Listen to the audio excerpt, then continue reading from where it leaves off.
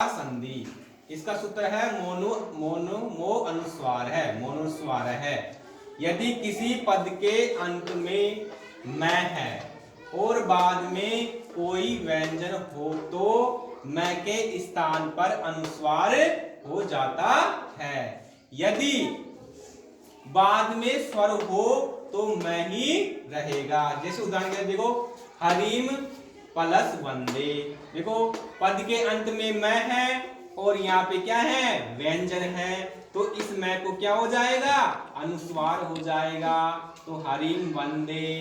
देखो सत्यम प्लस वदय। देखो पद के अंत में मैं है और बाद में व्यंजन है, तो इस मैं को अनुस्वार हो जाएगा, सत्यम वदय। कार्यम प्लस कुरु। पद के अंत में मैं है और बाद में व्यंजन है, तो कार्यम कुरु। धर्मम चरय। पद के अंत में मैं है और यहाँ पर व्यंजन है, इसलिए इस मैं को क्या हो गया, अनुस्वार हो गया, धर्मम चरय। बालकम प्लस लिखितय। बालकम प्लस लिखती। मैं पद के अंत में मैं है और यहाँ पर व्यंजन है, तो बालकम लिखती। यदि पद के मैं के बाद कोई स्वर हो, देखो मैं के बाद में स्वर है, तो इस मैं को क्या हो जाएगा, इस मैं को मैं ही रहेगा।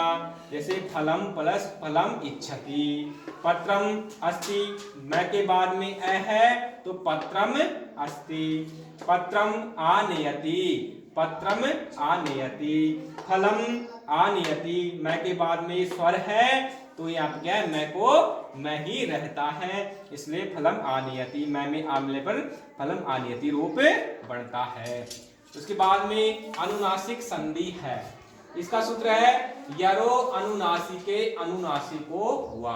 ये क्या कहता है, यदि वर्ग के प्रथम द्वितीय तृतीय चतुर्थ अक्षर के बाद, मतलब पहले दूसरे तीसरे और चौथे अक्षर के बाद अनुनासिक वर्ण हो। अनुनासिक वर्ण यानी वर्ग का पांचवा अक्षर होता है। ये देखो ञ ञ ण न म अक्षर आता है, तो वर्ग का पहला दूसरा तीसरा व चौथे अक्षर को बदलकर उसी वर्ग का पांचवा अक्षर यानी अनुनासिक वर्ण अक्षर हो जाता है। जैसे देखो वर्ग का पहला दूसरा तीसरा चौथा, इनके बाद में अगर ये वर्ण हो, पांचवा अक्षर हो, तो उसको पांचवा अक्षर हो जाएगा। मतलब इन चारों को ये अक्षर हो जाएगा, पंचम वर्ण हो जाएगा, अनुनासिक वर्ण हो जाएगा।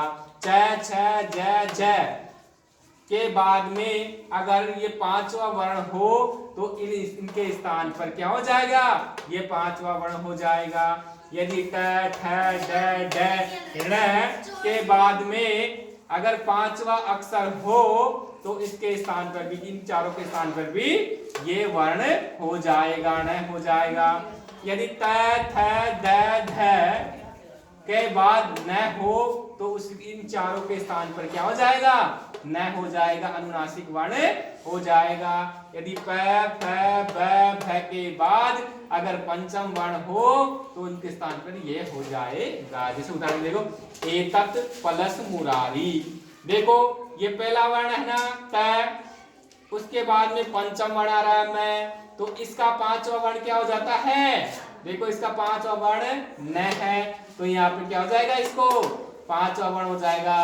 तो क्या हो जाएगा, एतन प्लस मुरारी। देखो जगत प्लस दांत है। देखो पहला वर्ण है, उसके बाद में पंचम वर्ण है, तो इसका पंचम वर्ण क्या होगा, न, तो देखो जगन्नाथ है।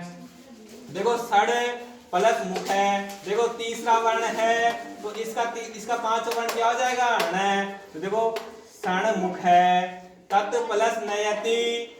तत् प्लस नयति पहला वर्ण है, उसके बाद में पांचवा वर्ण है, तो इसका पांचवा वर्ण क्या हो जाएगा, देखो न हो गया, तन नयति हो गया। अप प्लस मयम। देखो पहला अक्षर है, देखो ये आ रहा ना पहला अक्षर, तो इसका पांचवा अक्षर क्या हो जाएगा, मैं, तो अमयम। वाक प्लस मूलम। पहला वर्ण है और पांचवा वर्ण आ रहा है, अनुनासिक वर्ण आ रहा है ना मैं, तो इसका पांचवा वर्ण क्या हो जाएगा, वाग्मूलम।